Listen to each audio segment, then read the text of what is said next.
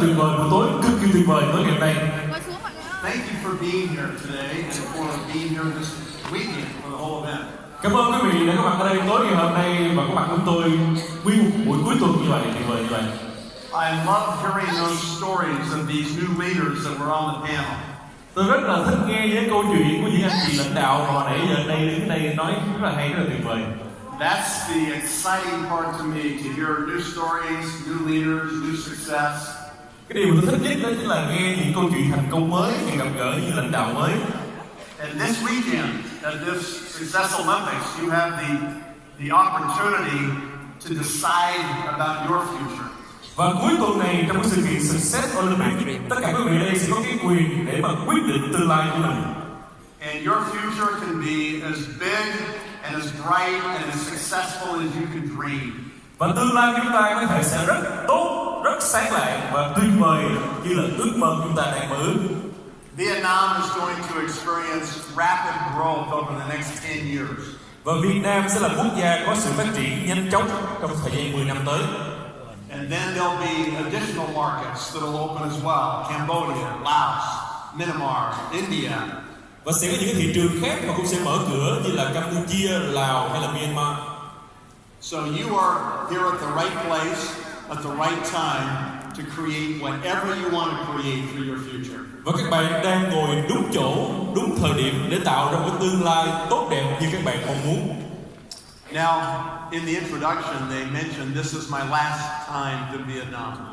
Và trong cái buổi nói chuyện hồi nãy thì cái người MC nói rằng đây là cái sự kiện cuối cùng tôi có mặt ở Việt Nam. This is my, I believe, number 6 trip to Vietnam. Và thực ra đây là cái chuyến đi lần thứ 6 tôi có mặt ở Việt Nam rồi. And I've spent the last 30 years nearly building a team. Và tôi đã bỏ ra gần 30 năm trời để mà xây dựng một đội ngũ. My story started off back in 1989. Và câu chuyện tôi bắt đầu từ năm 1998. At the time, I had a real estate business in Utah. Khi đó là thời điểm mà tôi có một cái doanh nghiệp làm về bất động sản ở Utah. We made good money, but we had no time. Chúng tôi làm rất là nhiều tiền nhưng mà không có thời gian. It always felt like we were running on a treadmill. Và tôi cảm giác như mình đang chạy trên cái máy chạy tại chỗ đó quý vị. And the treadmill kept going faster and faster every year. Và cái máy này cứ mỗi năm như vậy là chạy nhanh hơn nữa. And sometimes you're running and you think, how long can I keep running? Và đôi khi chúng ta chạy mà suy nghĩ thế này là không biết mình có thể chạy tiếp tục được bao lâu nữa. It gets to become exhausting. Và cái cảm giác đó trở thành mệt mỏi vô cùng. And that's because it's a business with no leverage. Bởi vì đó là một cái ngành kinh doanh mà không có cái đòn bẩy. It's a business that depends on just yourself to make it happen. Đó là một ngành kinh doanh mà tất cả mọi thứ phụ thuộc vào bản thân của mình để biến tất cả thành hiện thực. I was recruited at the beginning of June of 1989 by my brother-in-law.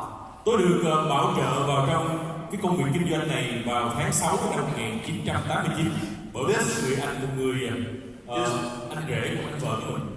This is the same brother-in-law that recruited me into 2 other network companies. Cái ông anh rể này là trước đây ông cũng tuyển ví dụ 2 công ty làm đa cấp trước đây rồi. Both of those companies ended up going bankrupt. Rồi 2 công ty đó nó cũng phá sản luôn rồi. So I wasn't very excited to get the 3rd phone call from the same brother-in-law. Thành thử ra lần thứ 3 ông gọi nghe cũng chán gần chết rồi. He started telling me all about Nuskin. Bắt đầu ông nói về cái chuyện Nuskin. I really didn't want to hear about Nuskin. Thực ra nghe xong nhưng mà cũng không muốn nghe tí nào hết. After 5 minutes, I interrupted him. Sau khi mà ông nói đã 5 phút rồi, tôi mới cắt ngang lời của ông. I said, thank you for the phone call. I appreciate you would think of me, but I am not going to do Nuskin. Cảm ơn anh đã nghĩ cho em, cảm ơn anh đã chia sẻ với em rất là nhiều. Nhưng mà em không có làm Nuskin đâu. The phone goes quiet. Cái điện thoại And then he came back really strong. Và sau đó anh nói cách rất là mạnh mẽ điện thoại thế này. And he said, what is your problem? Ông nói vấn đề của em là cái gì? At that point, I said to myself, great, he wants to know my problem. I think I'll tell him my problem. Ngon ha, hỏi vấn đề ha, nói cho biết luôn. I said, Craig, my problem is that you've already been doing this for 3 or 4 years. You're 4 years ahead of me already. Anh làm cái việc này anh làm 3-4 năm rồi, có nghĩa là anh đã làm trước em một khoảng thời gian là 3-4 năm rồi. I said, I'm a very competitive person. Nhưng mà em là một người rất là cạnh tranh. And if I join today, all I'm going to do is just push you higher. Và nếu như ngày hôm nay em tham gia vô thì việc duy nhất của em là đẩy anh lên cao hơn. I'll never catch up to you, and that will drive me crazy for the rest of my life. Và em làm hoài mà sẽ không bao giờ đạt được vị trí bằng quanh, và điều này sẽ làm cho em cảm thấy rất là bực bội thì giờ suốt đời của mình. The phone goes quiet again. Điện thoại lại tiếp tục yên lặng. He comes back strong again. Lần này anh nói lại mạnh mẽ hơn trước. And he said, that's the stupidest thing I've ever heard in my life. Ông nói đó là cái điều ngu ngốc nhất mà nào giờ anh từng nghe. He said, why should you care about the money I'm already making? Why should you care that I'm 4 years ahead of you? Tại sao mà em lại quan tâm về cái việc là anh kiếm bao nhiêu tiền và anh là 4 năm trước em chứ? He said, you chose real estate, I chose Nuskin, maybe you made the wrong choice. Em đã chọn bất động sản, còn anh chọn Nuskin, có thể lựa chọn của em sai rồi đó. And he said, mark my words, remember these words. Và nói này, nghe kỹ lời anh này, nhớ thiệt kỹ này. I'm going to move ahead in Nuskin with or without you. Anh sẽ tiếp tục đi phía trước với Nuskin này cho dù em có làm hay không. And I will make $100,000 a month whether you do it or not. Và anh sẽ làm được $100,000 một tháng cho dù em có làm hay không. I could hear in the tone of his voice that he was going to do it.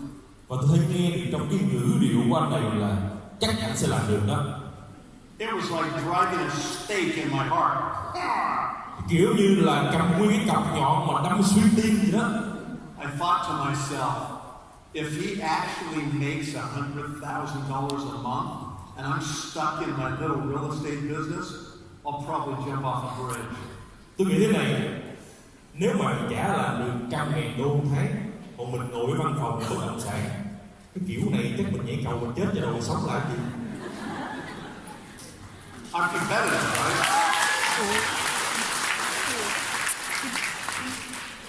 As soon as he said that, I started listening for the first time. Và khi nghe anh nói câu đó thì bắt đầu tôi bình tâm lại và lắng nghe. Before that, I was playing defense. I didn't want to hear. Trước cái giây phút này thì tất cả câu nói chuyện của tôi là phòng thủ thôi. Tôi không muốn nghe anh nói cái gì hết. But there's a lesson in this. Nhưng mà cái câu chuyện này có một bài học ở đây quý vị. Here's the lesson. Bài học là thế này. As soon as he took the opportunity away from me, as soon as he said, I'm going to do this with or without you, ngay cái lúc mà anh nói rằng anh sẽ lấy cái cơ hội này khỏi tay tôi, ngay cái lúc mà anh nói rằng anh sẽ làm công việc này cho dù tôi có làm hay không, I could hear it in the tone of his voice that he was dead serious. Và tôi thấy cảm nhận rằng trong cái ngữ điệu đó là cha này cha nghiêm túc thiệt. All of a sudden, my mind changed. Ngay lập tức tư duy tôi thay đổi. And that's what all of us need to do sometimes when we are recruiting. Và đó là cái điều mà đôi khi chúng ta ngồi đây chúng ta phải làm khi chúng ta ra ngoài mình tuyển dụng. When we're recruiting, people feel like we are pursuing them. We want them to join our business. Khi mà chúng ta ra ngoài tuyển dụng, quý vị, thì chúng ta tạo một cảm giác cho người khác rằng là chúng ta đang theo họ, chúng ta đang mong muốn họ tham gia vào công việc của chúng ta đang làm. What you have to do is make them understand that we have the goal. They have nothing. They have a job. We have the goal in Nuskin. Cái điều chúng ta hiểu rằng là ở đây chúng ta có mục tiêu, chúng ta có điểm đi đến, còn họ là có một công việc làm thêm, một công việc làm kiếm tiền thôi. So I recommend that phrase to you that my brother-in-law used on me. It worked with me. Thử ra tôi cũng dành tặng cái câu đó dành cho quý vị, bởi vì cái câu đó nó đã áp dụng được cho bản thân của tôi. Sometimes you need to tell your prospect, I'm going to do this anyway. Đôi khi chúng ta phải nói với lại người khách hàng tiềm năng của mình đó là anh có làm hay không quan trọng, tôi sẽ làm việc này. Even if you decide not to join Nuskin, please understand, I'm going to move forward without you. Nghe khi quyết định anh không muốn làm công việc này thì tôi vẫn sẽ làm Nuskin cho dù anh có làm hay không. And I am going to build a huge business without you. Và tôi sẽ xây dựng một tổ chức cực kỳ lớn mà không có anh trong đó. So if you want to be part of what's going to happen, you need to let me know. You need to say, I'm interested. Raise your hand. I'm in. Và nếu như bạn nghĩ rằng bạn quan tâm về cái dự án này thì hãy giơ tay lên và nói rằng là tôi quan tâm vào nó. Well, what happened after that is we got off the phone that night, and the next day I went to my real estate office. Thưa quý vị, cái điều xảy ra là tối ngày hôm đó sau khi mình cúp máy điện thoại rồi sáng ngày hôm sau lên văn phòng làm bất động sản của mình đó. The last thing that Craig said to me before we hung up the phone was he said, Nathan, your real problem is you're in the wrong vehicle. Cái điều cuối cùng mà người anh của tôi nói với tôi đó là Nathan à, cái vấn đề lớn nhất của em đó chính là em đang ở trong một cái phương tiện không đúng, một cái phương tiện sai rồi. And he wasn't talking about my car. Tất nhiên anh không nói về cái xe hơi tôi rồi. He was talking about the way I made my money. Anh đang nói về cái cách mà tôi kiếm tiền đó. He said it's like you're pedaling a bicycle. Ông nói rằng là cách em làm giống như em đạp xe đạp vậy đó. He said, me, I'm driving a Ferrari. Còn anh đang chạy Ferrari. He said, it doesn't matter how fast you pedal that bicycle, you will never catch up to me in my Ferrari. Anh nói luôn là cho dù em có đạp nhanh cỡ nào đi chăng nữa thì anh chỉ cần rú ga phát là anh bỏ chú từ xa rồi nha quý nha. Yeah.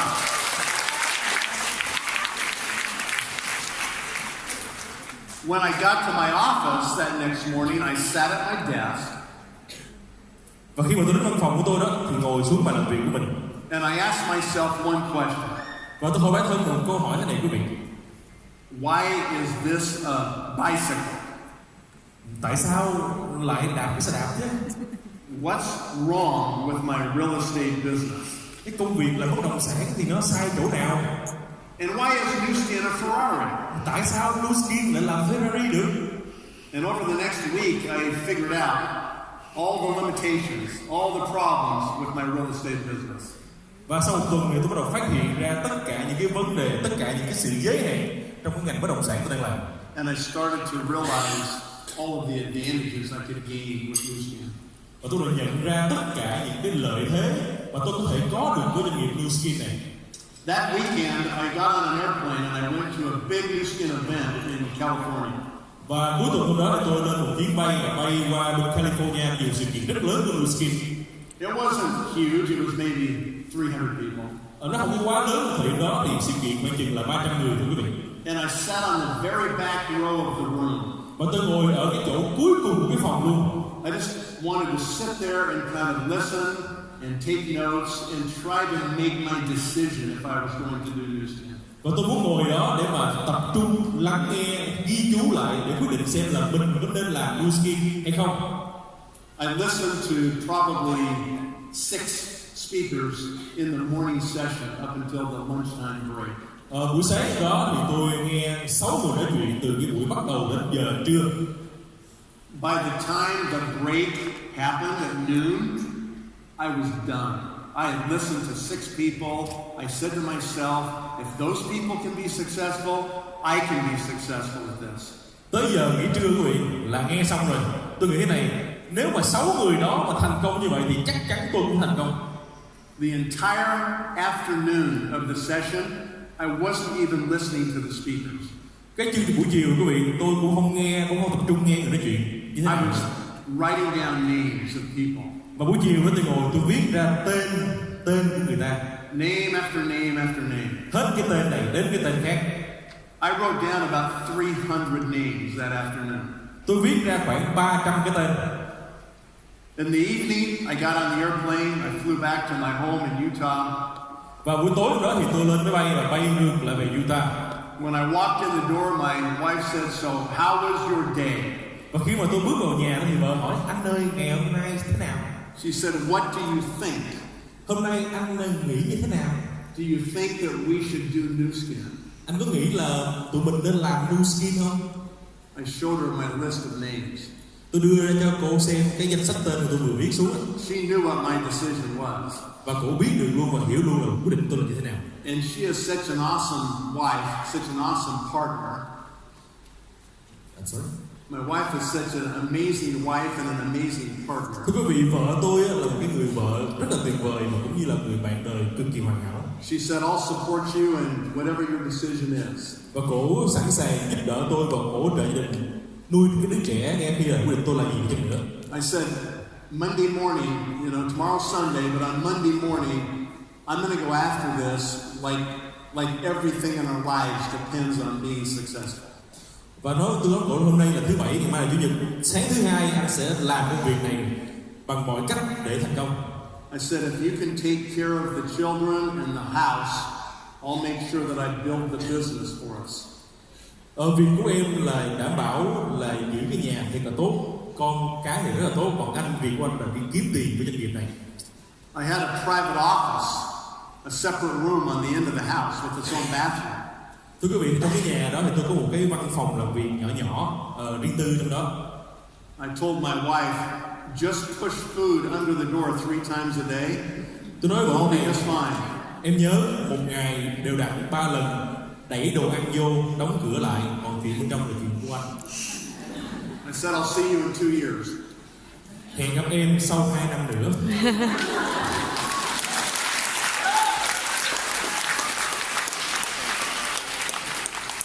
Of course I was kidding. Tất nhiên nó đùa quý vị ha. But I seriously was putting in at the very beginning 14, 16 hours, 18 hours a day. Thưa quý vị, thời gian đầu của tôi nhớ lại là một ngày tập trung làm cái việc Nuskin 14, 16, 18 tiếng đồng hồ một ngày. 6 days a week. 6 ngày một tuần. I don't work on Sunday. Spend Tôi không có làm Sunday việc with my ngày Chủ nhật. family. Ngày Chủ nhật là ngày Chủ nhật hơn. But the rest of the time, talking to as many people as I can talk to, as many presentations as I can do. Thời gian còn lại là nói chuyện với người ta về Nuskin và làm thuyết trình về Nuskin nhiều nhất trong khả năng có thể. I had enough savings to make it 6 months. Tôi có một khoản để dành đủ để sống, đủ để trang trải trong vòng 6 tháng. If I didn't make $5,000 or more within 6 months, I was going to go bankrupt. Trong vòng 6 tháng tới, nếu mà không kiếm được 5.000 đô là coi như tuyên bố phá sản rồi. Nobody else was going to feed my children. Sẽ không có người nào nuôi con tôi. Nobody else was going to pay for my house. Sẽ không có người nào trả cái tiền nhà cho tôi. This was my job. Và đây là việc của tôi. So I had to make it happen. Và tôi phải biến nó thành hiện thực. I didn't care who said yes and I didn't care who said no. Tôi không quan tâm là người ta đồng ý nói yes hay là nói no, không quan tâm. I just knew if I talked to enough people, I would find the right people that I could build the business. Tôi chỉ biết điều rằng nếu như tôi nói đủ người thì tôi sẽ tìm ra đúng người và xây dựng cái tổ chức này. Well, by the 6th month, my check was over $8,000. Thưa quý vị, đến tháng thứ 6 thì cái tiền hoa hồng của tôi khoảng 8.000 đô. So I made enough money. I didn't go bankrupt. Có nghĩa là kiếm đủ tiền để sống rồi. And then it just continued to work very diligently. Và cứ thế tiếp tục làm việc một cách rất cống hiến. And now it's been almost 30 years. Bây giờ là khoảng 30 năm rồi quý vị. Next year will be my 30-year anniversary of joining Nuskin. Năm sau sẽ là kỷ niệm 30 năm ngày tham gia vào Nuskin. I've grown up in Nuskin. Tôi lớn lên ở Nuskin. I've spent the majority of my adult life in Nuskin. Tôi dành phần lớn thời gian trưởng thành của tôi làm việc Nuskin. I've traveled millions of miles on airplanes to different countries to build my business. Tôi bay hàng nghìn dặm ở trên trời qua những quốc gia khác để xây dựng doanh nghiệp Nuskin. It has been amazing. Và đó là một trải nghiệm cực kỳ tuyệt vời. But like it says in the Bible, there's a time and a season for everything in our lives. Thưa quý vị, trong Kinh Thánh có một câu thế này: lúc nào cũng vậy, sẽ có thời điểm, sẽ có mùa vụ cho tất cả mọi thứ trên ở đời này. And my season of building my Nuskin business is coming to an end. Và cái mùa vụ xây dựng Nuskin của tôi cũng sắp kết thúc.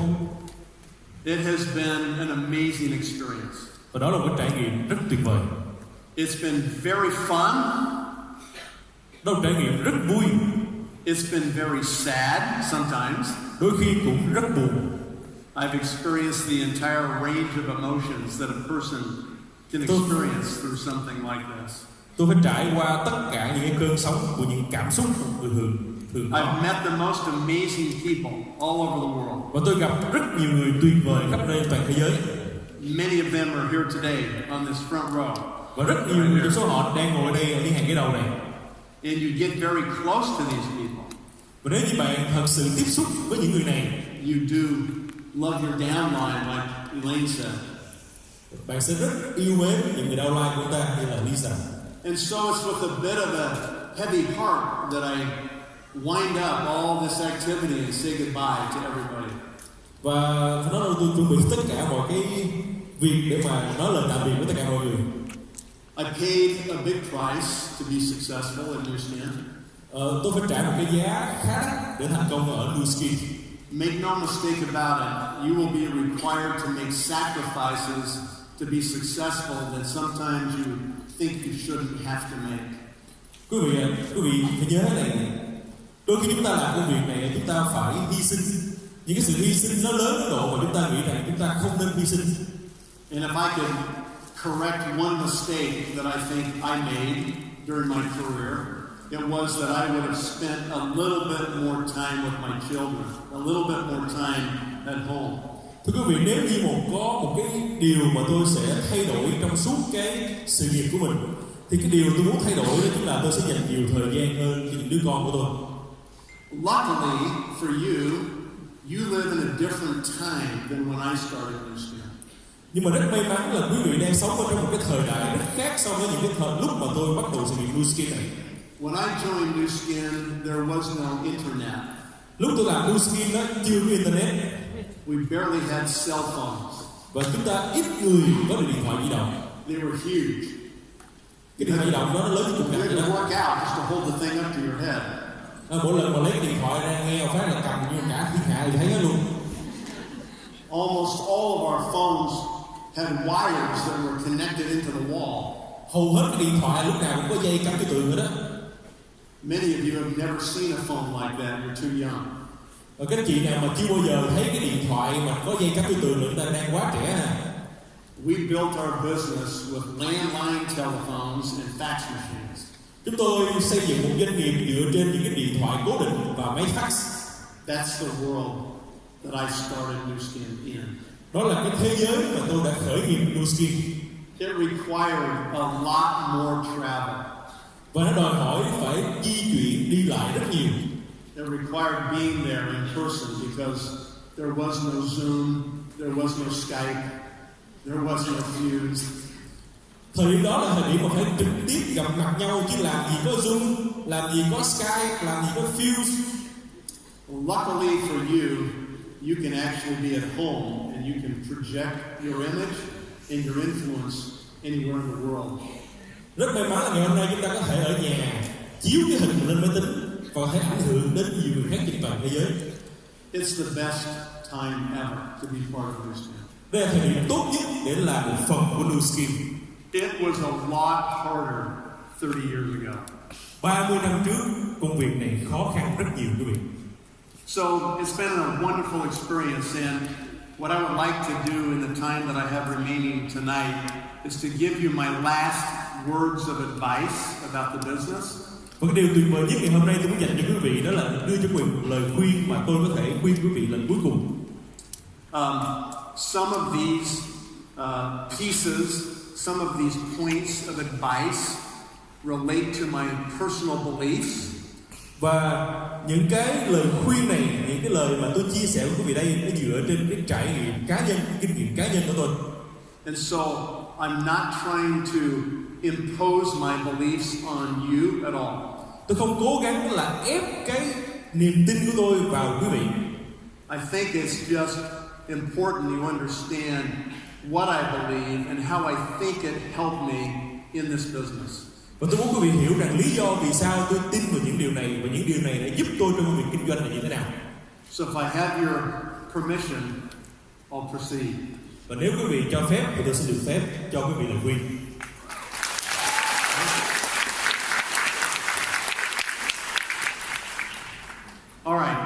So these are 12 things that I think are helpful, that are important, okay? Và đây là 12 cái lời khuyên mà tôi nghĩ rằng nó sẽ rất tốt cho quý vị. Okay. So number one, understand the big picture. Điều thứ nhất đó chính là nhìn xa trông rộng, hay nghĩ về những cái bức tranh toàn cảnh. What is the big picture of Nuskin? Thế thì bức tranh toàn cảnh của Nuskin là bức tranh như thế nào? Yes, we have amazing products. Thứ nhất, chúng ta có sản phẩm quá tuyệt vời. Yes, they can make you look the same 20 years from now, as Elaine true to us tonight. Yes, they can make you look the same 20 years from now. Và chắc chắn luôn là chúng ta dùng sản phẩm này thì 20 năm sau mình soi gương, cái mặt mình cũng y chang như vậy, không thay đổi. We have an amazing company. Chúng ta có công ty rất tuyệt vời. But the big picture of Nuskin is different than those things. Nhưng mà bức tranh toàn cảnh của Nuskin á, nó khác biệt với điều đó rất là nhiều. The big picture of Nuskin is freedom. Cái bức tranh toàn cảnh mà Nuskin cho chúng ta thực sự đó chính là sự tự do. Don't ever forget that. Đừng bao giờ quên điều đó. If Nuskin was just another cosmetic company, another skincare company, and they sold all their products in stores, then it wouldn't be the Nuskin we know today. Và nếu như Nuskin chỉ đơn thuần là một công ty bán mỹ phẩm nào đó, một công ty bán dưỡng da nào đó mà có sản phẩm trưng bày trên kệ, thì ngày hôm nay chúng ta đã không có những kết quả mà ta đang có ngày hôm nay. The heart of Nuskin is freedom. The fact that we have a compensation structure, the way we distribute the product through the structure allows people to achieve freedom in their lives. Cái cách thức, cái tâm điểm của Nuskin đó chính là sự tự do. Cách thức mà chúng ta đi huấn luyện, cách thức mà chúng ta đi phát triển sản phẩm, cách thức xây dựng đội nhóm, chính là tất cả mọi thứ đều tập trung vào yếu tố đó là tự do, xây dựng tổ chức một doanh nghiệp cách tự do. Freedom is what drives leaders to do the work, to go through the rejection, through the tough times.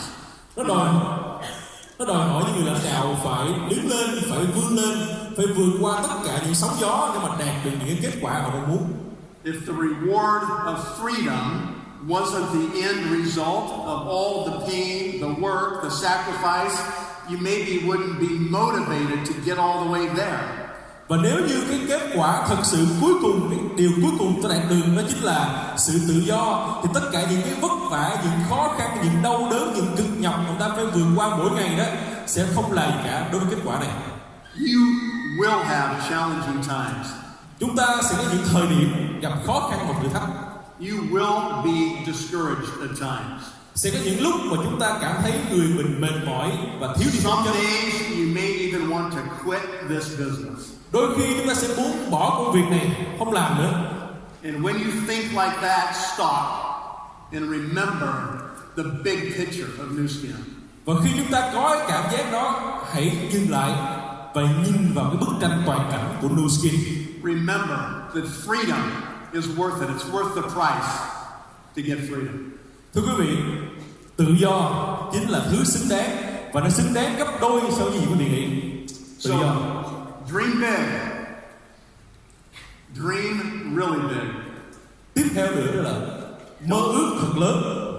Don't set little goals. You got to set big goals. Đừng có đặt những cái ước mơ của mình quá nhỏ, đặt những ước mơ của mình thật lớn. Okay?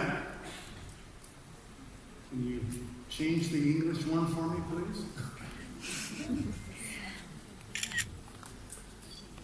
Các anh chị nào chỉnh. Okay? Good, thank you. Take the long view of the business. Thưa quý vị, hãy nhìn vào hành trình cuối cùng của cái công việc kinh doanh này, nhìn một cách thật dài ra. Many times during my Nuskin career, I've received phone calls from a distributor who's really excited. Thưa quý vị, rất là nhiều lần trong cái công việc làm kinh doanh này đó quý vị, thì tôi được nghe điện thoại của những người nhà phân phối, họ mới tham gia và họ rất là hưng phấn. And they'll say something like, I was sponsored the best person ever. Họ nói câu này là tôi vừa mới bảo trợ một người giỏi nhất thế giới. This person's going to be the biggest one ever. Cái người này sẽ là người thành công nhất trong Nuskin luôn. We're going to be rich with this one person. Chúng ta sẽ thành công cực lớn, giàu có nếu cái đội này làm.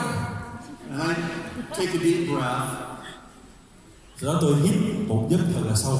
And I say to them, well, we will see if this is the best person ever. Tôi nói là ok, chúng ta thử xem cái người này có phải là cái người tuyệt vời nhất chúng ta dành nói hay không. Time will tell if that's the best person ever. Thời gian sẽ trả lời tất cả. Thời gian sẽ trả lời tất cả. Yeah.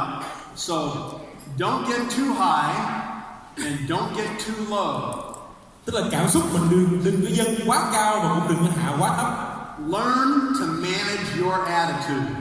Hãy học cái cách quản trị cái cảm xúc của mình, cái thái độ của mình. Learn to manage your energy. Hãy học cái cách quản trị nguồn năng lượng của mình. Don't get too attached to brand new people that talk a big game. Đừng có gắn kết quá nhiều với những người nào mà gọi là nổ đó quý vị, mới tham gia vô nói rất là nhiều, nổ banh nhà lầu luôn. Talk is cheap. Vì nhớ ở đây nổ với chém gió là mấy thứ rất là rẻ tiền. All that matters is action. Cái điều quan trọng nhất là hãy xem cách họ hành động, cách họ làm việc. Consistent, long-term action. Hãy nhìn cái cách họ làm việc có kiên trì đều đặn, có dài lâu hay không. And then we'll see if they'll be the best person ever. Và đó thì xem để xem là liệu những cái điều đó có khiến họ trở thành những người giỏi nhất trong nhóm của ta hay không. Remember this point. Hãy nhớ yếu tố này, hãy nhớ cái điều này. Your success in Nuskin will never be based on one person alone. Cái sự thành công của quý vị ở Nuskin đó, nó không phụ thuộc vào bất kỳ một người nào trong nhóm của mình. Your success will be made up of many people over a long period of time. Sự thành công của chúng ta sẽ được tạo lên bởi rất nhiều người trong một khoảng thời gian dài. Okay, so take the long view. Chính vì vậy chúng ta hãy nhìn thật xa, nhìn xa trong vòng của người. Have you made the decision that you're going to be involved in Nuskin for the rest of your life?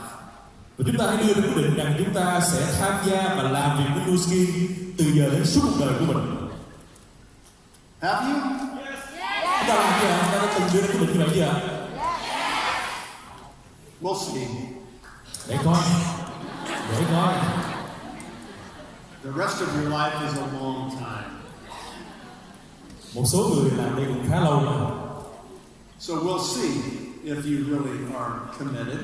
We'll see if you really stick with it through ups and downs. Để xem là quý vị có tiếp tục chặng đường không? Quý vị tiếp tục trụ lại trong suốt những khoảng thời gian mà lên và xuống hay không? Remember, talk is cheap. Hãy nhớ, chém gió là rẻ tiền. Action is what counts. Hành động mới là quan trọng. Okay. They need to keep up on the English version, guys. You're back one slide. Các bạn nhớ để ý cái slide tiếng Anh và tiếng Việt nó phải sync với nhau ha. Nó phải tương đồng với nhau. Next one. Okay? All right, so this next one then. Be patient with yourself. Tiếp theo nữa là hãy kiên trì với bản thân của mình, hãy kiên nhẫn với bản thân của mình. I remember many times when I would do a presentation and feel like I did not do a good enough job. Thưa quý vị, rất là nhiều lần tôi đã làm những buổi thuyết trình mà sau khi làm xong tôi cảm giác rằng là mình làm cái buổi thuyết trình này không có hay. I leave the presentation and I would think to myself, I should have said this instead of what I said. Khi mà rời cái buổi thuyết trình nó tưởng là hồi nãy mình phải nói cái đó chứ không phải cái điều mình nói. Or I should have had a better answer for their question. Hoặc là hồi nãy trả lời như là không có được, phải trả lời như vậy mới đúng nè. It's good to analyze what you're doing so that you can improve. That's all good.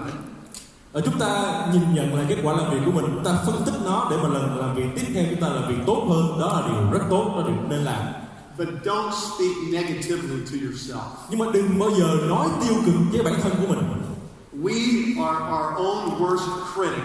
We're harder on ourselves than anybody else is. Thưa quý vị, bản thân chúng ta là cái người khó khăn nhất với bản thân mình hơn bất kỳ những người khác.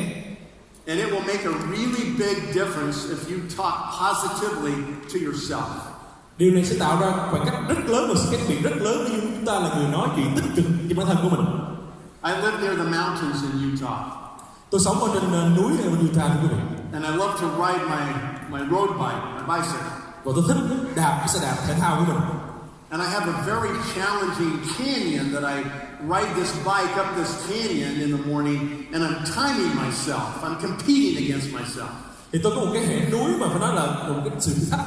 Tôi muốn ngày mình đi qua cái khu vực đó, cái hẻm đó, và cái thời gian mình là phải đạp trong khoảng thời gian như vậy thôi.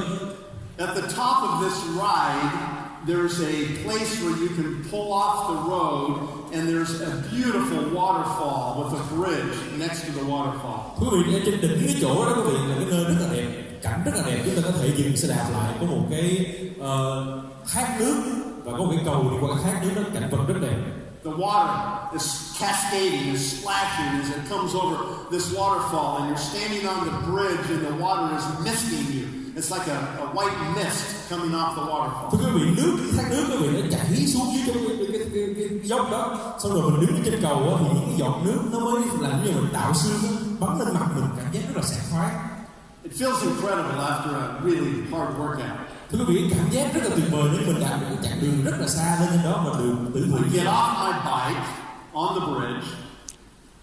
Tôi để cái xe ở kế bên cái cầu. I start stretching a little bit. Tôi bắt đầu stretch một xíu. And then I put both hands in the air. And I go, yeah! Và sau đó tôi đưa hai tay lên và la, yes! And I say to myself, you are awesome! Và tôi nói với bản thân mình rằng là, Nathan, thân mày quá ngầu.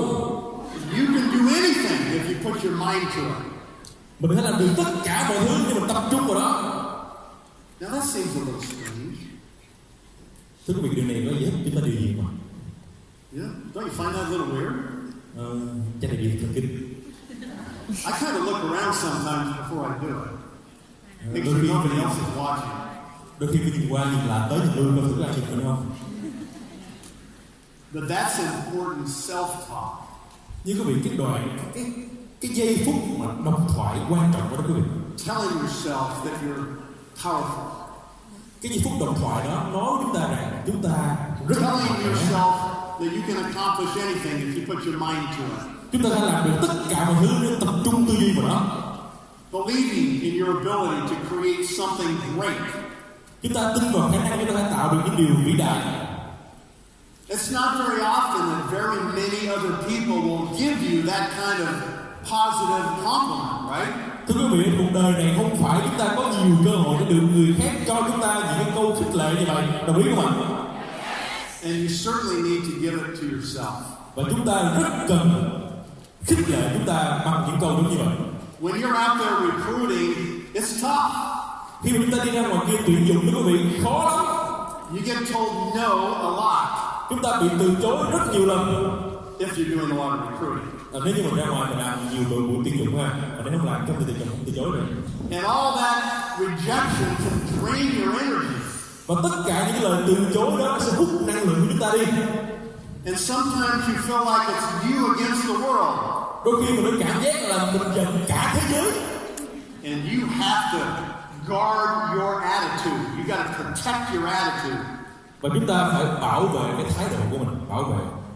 And realize that the faster you recruit, the more you recruit, the better you're going to get. Và chúng ta sẽ nhận thấy rằng là chúng ta ra ngoài tuyển dụng càng nhanh, càng nhiều thì cái kỹ năng tuyển dụng chúng ta càng phát triển. And if you're positive with yourself and you love yourself, it'll happen faster. Và nếu như ta tích cực với bản thân của mình thì cái việc chúng ta thành công nó còn nhanh hơn nữa. Okay. Be willing to sacrifice. Be willing to give up some things that you think you want right now. Sẵn sàng hy sinh, sẵn sàng bỏ qua những thứ gì đó mà chúng ta nghĩ rằng chúng ta cần ở lúc này. You have to learn to delay the gratification. Chúng ta phải học cái cách là trì hoãn cái sự ham muốn của mình. We live in a world today where we want everything right now. Chúng ta sống thế giới mà chúng ta muốn tất cả mọi cái đều phải tức thời hết quý vị. Yeah, we get impatient if we can't receive an email in about 2 seconds. Chúng ta ở trong một thế giới mà chúng ta cảm giác là mọi thứ mình đều mất kiên nhẫn. Nếu mà không nhận được email sau 3 giây nói chuyện thì cũng là khó chịu rồi. So we live in a world that says you can have it all today. Chúng ta sống thế giới mà cái thông điệp thế giới này rằng là chúng ta sẽ có tất cả mọi cái ngay ngày hôm nay. You can't have it all today. Quý vị nhớ rằng chúng ta sẽ không bao giờ có tất cả mọi thứ khứ ngay ngày hôm nay được. You are going to have to give up some things in your life so that you can make time to build your future in Nuskin. Chúng ta phải học cái cách hy sinh một vài cái thứ gì đó trong cuộc sống của mình để dành thời gian xây dựng cho tương lai của mình. No more television. Sẽ không có TV nha. Television is a complete waste of time. Xem TV là phí thời gian. Do you want to build a future or do you want to watch television? Bạn muốn một tương lai tươi sáng hay là muốn một coi TV? Remember, there's no PV in TV. Hãy nhớ là trong chữ PV không có chữ TV trong đó. Yes.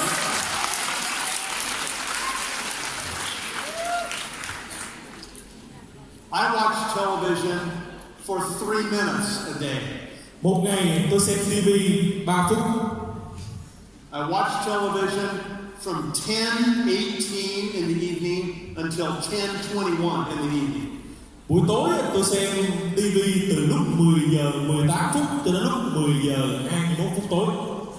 This is during the evening news broadcast. Đó là trong giai đoạn buổi tối họ đăng tin buổi tối đó quý vị. And the reason I only watch TV for 3 minutes is because those 3 minutes are when they talk about the weather. Thưa quý vị, cái lý do mà tôi xem 3 phút đó là bởi vì 3 phút đó TV nó nói về dự báo thời tiết này mà. Quá tuyệt vời. Yeah. And the weather is the only part of the news that talks about the future. Và quý vị nhớ ha, dự báo thời tiết là cái điều duy nhất trong TV họ nói về tương lai. Everything else in the news is about Yes. past. Còn mấy It's already happened. còn mấy cái thứ khác đó quý vị là chuyện quá khứ rồi, chuyện xảy ra rồi. There's nothing I can do to change. Nó xảy ra rồi, không làm gì nữa mà. Yeah. Wow. So always be looking forward. Hãy luôn nhìn về phía trước, nhìn về tương lai. Okay? Be willing to make the sacrifice. Sometimes that sacrifice are friends that are not focused like you are focused. Thưa quý vị, đôi khi sự hy sinh đó là những người bạn mà họ không tập trung vào những gì mà bạn đang tập trung. I heard an important truth probably 20 years ago, and I learned this and I taught it to my children. Thưa quý vị, tôi đã nghe về một cái sự thật rất là quan trọng khoảng 20 năm trước mà tôi đã dạy điều này cho con cái của tôi. And the truth is this: you will become the average of your 5 closest friends. Cái sự thật thế này, đó chính là bạn sẽ trở thành cái trung bình cộng của 5 người bạn thân nhất của bạn. You will think like them. You will act like them. Bạn sẽ suy nghĩ giống như họ, bạn sẽ hành động giống như họ. You'll probably even dress like them. Đôi khi bạn còn ăn mặc giống như họ nữa. You might get the same haircut that they have. Đôi khi là mình còn đi cắt cùng một kiểu tóc giống như họ nữa. And you'll talk like them. Đôi khi mình còn nói chuyện giống y chang họ luôn. And that will become your reality. Và đó là cái sự thật của chúng ta. You got to be careful. Chúng ta phải thận trọng quý vị nha. Okay? You got to be surrounding yourself with people that are focused on the future. Chúng ta phải tập trung bản thân ta, hãy lại gần tiếp xúc với những người mà họ luôn tập trung phát triển xây dựng tương lai. People that have goals in their life. They have Những người mà có mục đích trong cuộc đời của họ. People that have dreams. Những người có ước mơ trong cuộc đời của họ. People that are motivated people. Những người mà truyền cảm hứng và động lực cho người khác. You need to surround yourself with those kind of people. Chúng ta phải tiếp xúc với những người giống như vậy. Because they will stretch your thinking. They will change your future. Bởi vì họ sẽ kéo dài suy nghĩ chúng ta, họ sẽ làm ta suy nghĩ cách lớn hơn, họ sẽ thay đổi tương lai của chúng ta. All of you parents and grandparents that are here, teach this to your children. Ở đây quý vị nào mà chúng ta là bố, là mẹ, là ông nội, bà nội, ông ngoại, bà ngoại, chúng ta hãy dạy điều này cho con cháu của mình. Teach your children to select good friends that will have a bigger influence on their future than maybe even you can have. Và quý vị hãy tin một điều thế này, đó là nếu như chúng ta dạy con cháu của mình biết cách chọn bạn mà chơi đó, thì chắc chắn trong tương lai nó sẽ có sự ảnh hưởng rất lớn trong đời của nó, đôi khi cuộc đời của mình luôn. All of the friends that I used to hang out with before Nuskin, I don't hang out with them anymore. Những người bạn mà tôi thường đi chơi với họ trước khi là Nuskin đó, bây giờ không có chơi nữa. There just isn't time for them anymore. Bởi vì không có thời gian để mà đi chơi với họ. I don't have time to waste the way that they waste time. Tôi không có nhiều thời gian để mà hoang phí như cách họ hoang phí thời gian. And so I'm surrounded now with these amazing friends in Nuskin all over the world that are like-minded, that are moving forward in their lives. Và xung quanh tôi thì tất cả những người rất là tuyệt vời như đồng đội đây là Nuskin đã khắp nơi toàn thế giới. So give up the friends that are holding you back. Hãy bỏ qua cái hy sinh những người bạn nào mà đang cản bước tiến của mình. Give up television. Hãy hy sinh TV của mình. Okay? You know, give up things that consume your time, that waste your time. Hãy bỏ đi những cái thứ nào mà làm phí thời gian của chúng ta, làm tốn kém quá nhiều thời gian của chúng ta. Especially social media. Đặc biệt đó là mạng xã hội. It's very easy to deceive ourselves that we're actually building our Nuskin business or that we're recruiting, but we get sucked into all kinds of social media feeds and conversations and reading things and listening to things that have nothing to do with Nuskin. Thưa quý vị, đôi khi chúng ta bị lầm tưởng thế này, đó là em đang lên mạng xã hội để em tuyển dụng là Nuskin đó, nhưng mà màn hình ra toàn là xem ba cái new feed, xem ba cái tào lao video, xem ba cái phim ảnh các bạn. It's all about recruiting. Tất cả quý vị, tất cả đều nằm ở chỗ là tuyển dụng. If you're not recruiting all the time, then you're wasting time. Nếu bây giờ mình không tuyển dụng, có nghĩa mình đang phí thời gian. Okay, go to the next one here.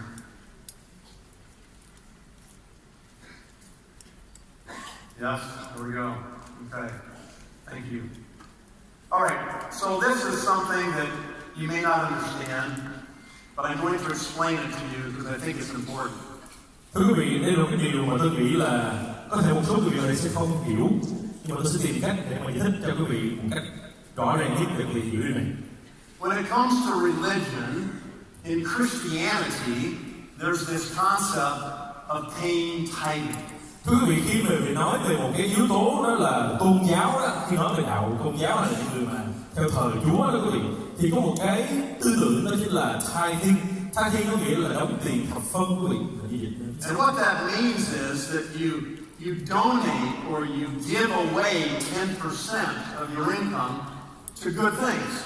Đóng tiền thập phân nghĩa này đó là chúng ta sẽ dành ra, trích ra 10% những cái tiền chúng ta kiếm được để chúng ta có thể làm cái việc thiện, chúng ta có thể cho đi, chúng ta có thể làm từ thiện. And part of my beliefs are there's a promise from God that if you'll give back, if you'll give 10%, then you'll receive again much more than you ever gave away. Và cái niềm tin của tôi là thế này quý vị, là trong cái tôn giáo của tôi niềm tin thế này là nếu như tôi làm từ thiện 10%, cho đi 10%, thì cái tôi nhận được đó, nó sẽ nhiều hơn gấp trăm, gấp nghìn lần cái 10% mà tôi cho đi. Some people call it karma. Một số người gọi nó cái này là nhân quả. You know, you put good things out on the water and good things will come back to you. Có nghĩa là mình gieo nhân nào mình gặt quả ấy, mình làm điều tốt thì mình sẽ nhận được kết quả tốt. I believe in this law of the universe. I believe in it. Và tôi cũng tin vào cái luật này, định nghĩa này của vũ trụ. If you do good to other people, good things will come back to you. Nếu chúng ta làm điều tốt cho người khác thì chắc chắn là những điều tốt đẹp hơn sẽ đến chúng ta. Tôi tin điều này. And as you become successful, Yes. Và khi mà chúng ta thành công hơn nữa, as you become successful in Nuskin and you're making a lot of money, và khi chúng ta thành công hơn nữa, Nuskin này, thì chúng ta kiếm được rất nhiều tiền hơn nữa ở công việc kinh doanh này. make sure you find a way to give back, to donate to other good causes. Hãy tìm cái cách mà chúng ta có thể cho đi làm từ thiện vào những cái tổ chức từ thiện ở đó họ có làm những việc ý nghĩa xã hội. And I'll promise you that if you'll do this, you'll be blessed. You'll receive blessings in a way that you can't understand today. Và tôi tin điều này và tôi biết muốn quý vị hiểu rằng cái này là khi chúng ta làm một cái điều gì đó tốt, một cái điều gì đó mà mang chất là tốt đẹp cho người khác, chúng sẽ nhận được những cái phước lành, những cái ân tứ. Và những cái phước lành, những ân tứ này nó còn lớn hơn và nó sẽ rất khó để chúng ta có thể hiểu được những cái kết quả từ những cái việc làm từ thiện của chúng ta đang làm. And the good part of this is that you can try it. You can experiment. Try it and see what happens. Và cái điều tuyệt vời nữa là chúng ta có thể thử nghiệm thử xem là liệu điều chúng ta làm từ thiện đó nó có kết quả như là tôi nói hay không. Okay, next one. Tiếp theo. All right. When you are becoming a leader in this business, you have to learn to lead by example. Và khi chúng ta trở thành một người lãnh đạo ở trong cái công việc kinh doanh này, cái chúng ta cần phải làm đó chính là đầu tấm gương cho việc lãnh đạo. This means that you are willing to do more than you ask anybody in your downline to do. Có nghĩa là bạn phải làm nhiều hơn cái việc mà bạn yêu cầu downline của mình, tuyến dưới của mình làm. You're willing to recruit more people. Bạn phải sẵn sàng bảo trợ nhiều người hơn, tuyển dụng nhiều người hơn. You're willing to do more presentations. Bạn phải thuyết trình nhiều hơn. You're willing to enroll more distributors. Bạn phải sẵn sàng ở ngoài bảo trợ thêm nhiều nhà phân phối hơn. You're willing to make more calls. Bạn phải sẵn sàng gọi nhiều điện thoại hơn. And you're willing to fly more miles to bạn see your downline. Phải sẵn sàng để bay xa hơn, đi xa hơn để hỗ trợ downline của mình. In the world of Nuskin, you only gain respect from your downline because they see you leading the charge. Thưa quý vị, trong thế giới Nuskin này chúng ta có thể nhận được cái sự tôn trọng của tuyến dưới chúng ta chỉ khi nào họ nhìn thấy chúng ta làm việc siêng năng, cần mẫn, chăm chỉ hơn họ. Unlike government or business where leadership titles are bestowed upon people, Nuskin is different. Thưa quý vị, không giống như là ở trong những cái bộ phận công việc quản lý, chính phủ, doanh nghiệp hay là truyền thông gì đó, khi một chức danh được đưa và gán cho một ai đó. In Nuskin, you have to earn your title. Ở Nuskin, để có được chức danh, để có được cái vị trí, chúng ta phải nỗ lực cho nó. And there are no shortcuts. Và sẽ không có cái gì gọi là đường tắt ở đây quý vị nha. You have to do the work. Chúng ta phải làm việc. Right? So be willing to really work and really work hard and lead by example. Và hãy sẵn sàng cho cái việc là làm việc thật siêng năng, thật chăm chỉ và là một tấm gương để thống mình noi theo. Okay. Be respectful. Tiếp theo nữa là phải có thái độ tôn trọng. This business is a long-term business. Công việc kinh doanh này là một việc kinh doanh lâu dài. If you've made the decision that you're going to be involved in Nuskin for the rest of your life, then that's a long time, right? Nếu quý vị quyết định rằng là mình sẽ làm Nuskin từ giờ đến cuối đời của mình, thì nghe nó hơi dài ha. When you're recruiting people that may be very rude to you, very ignorant to you, Đôi khi they offend you, they're so rude. Đôi khi chúng ta ra ngoài ta tuyển dụng quý vị, ta bảo trợ ai đó, ta sẽ gặp một số đối tượng, họ sẽ rất là dùng từ là hỗn xược, họ sẽ rất là khó chịu, họ sẽ dùng những từ rất là nặng nề mà nói chuyện với chúng ta. Do not step down to their level. Đừng có đặt mình ngang hàng với họ. Stay on the professional level. Hãy giữ mình ở vị trí chuyên nghiệp nhất. Sometimes you want to scream at people. Đôi khi là muốn hét vô mặt thằng đó, chửi nó. Sometimes you want to tell them how stupid they are. Đôi khi muốn nhìn thẳng vô mặt nó nói câu mày là thằng ngu. Sometimes you want to rip their head off. Đôi khi là muốn đứng dậy giải nó vài cái bàn tay. I used to do that sometimes to people, unfortunately. Thực ra cuộc đời tôi cũng làm điều đó vài lần. But what happens if you are in this business long enough is you sometimes meet the same people. Thưa quý vị, nhưng mà trong công việc kinh doanh này, thưa quý vị, nếu chúng ta ở đủ lâu đó, đôi khi chúng ta sẽ gặp lại cái con người đó. It might be 2 years later, or it might be 5 years later. Có thể là 2 năm sau, 5 năm sau đó.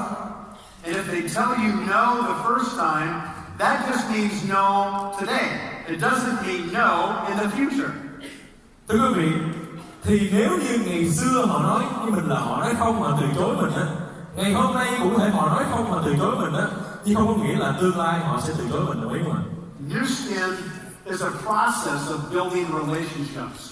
Thưa quý vị, hãy nghĩ Nuskin là một cái quá trình để mà xây dựng cái mối quan hệ. And so you never want to burn any bridges with anybody, right? Thành thử ra mình không bao giờ muốn gặp ai, gặp xong mình đốt cầu thì đúng không ạ? Tức là không gặp họ nữa. Yeah, you want to be respectful and say, that's okay, I get it. If it's not the right time today, that's okay. Thế rồi mình có thái độ rất là tôn trọng, nó là ok không sao hết, bây giờ mình chưa sẵn sàng thì không sao hết, tương lai mình nói tiếp. And then you simply say, would you mind if I call you back in 6 months just to give you a report on how I'm doing in my business? Mình có thể hỏi một câu rất thế này, thế thì anh có phiền không nếu mà 6 tháng sau tôi lại gọi điện thoại với anh nữa, mình lại ra ngoài uống cà phê, tôi sẽ kể cho anh nghe là sự thành công như thế nào, công việc kinh doanh tôi đã làm sao? What do you think most people say? Nếu mình hỏi câu đó người ta sẽ lời nào? Hầu hết người ta sẽ nói thế nào ạ? Most people say, oh yeah, that'll be fine, sure. Go ahead and give me a call in 6 months. Ít ra họ nói câu này thôi, cái điện thoại cho lẹ đó, ok, đừng sao đâu không? Then they hang up the phone and they forget about you. Sau đó họ tắt máy, cúp máy và hoàn toàn không nhớ gì bạn hết. Imagine their surprise in 6 months to the day when you call them back. Hãy tưởng tượng 6 tháng sau mình gọi điện thoại cho họ thì gương mặt ngạc nhiên trên mặt họ như thế nào?